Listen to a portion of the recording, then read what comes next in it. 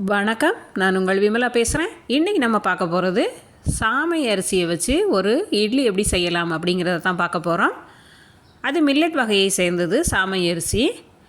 இட்லி அரிசி 1 கப், சாமை அரிசி 1 கப், உளுத்தம்பருப்பு 1/2 கப்,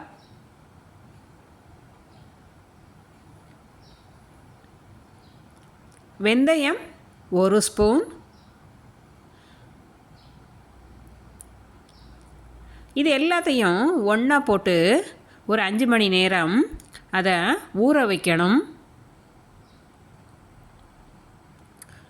ஊறினதுக்கப்புறம் 5 மணி நேரம் கழித்து எடுத்து இதை என்ன செய்யணும், கிரைண்டரில் போட்டு மாவாக ஆட்டி எடுத்து வச்சுக்கணும்.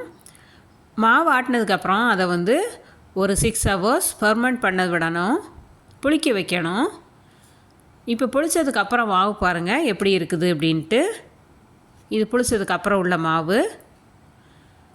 இப்போ இட்லி தட்டில் எண்ணெய் தடவிட்டு அதில் இட்லி ஊற்றி, இட்லி குண்டானில் ஏற்கனவே தண்ணி கொதிச்சிட்ருக்கு. தண்ணி கொதித்த பிறகு தான் இதை இட்லி தட்டை எடுத்து வைக்கணும். அப்போ தான் இட்லி மணலில் பொங்கிட்டு வரும். இல்லைன்னா இட்லி அமுங்கிடும். அதனால் தண்ணி நல்லா கொதித்த பிறகு இந்த இட்லி தட்டை தூக்கி வைங்க.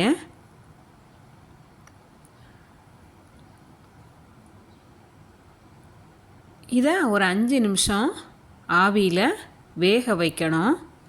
5 நிமிஷம் கழித்து எடுத்து பார்த்தோம் அப்படின்னா இட்லி ரெடி ஆயிரும்.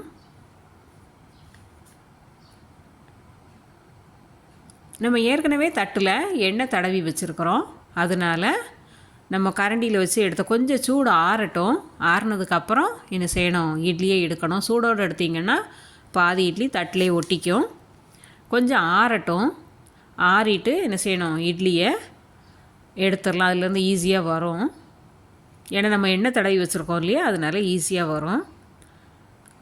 மில்லட் இட்லி நீங்களும் செஞ்சு பாருங்கள் எப்படி இருக்குது அப்படின்ட்டு.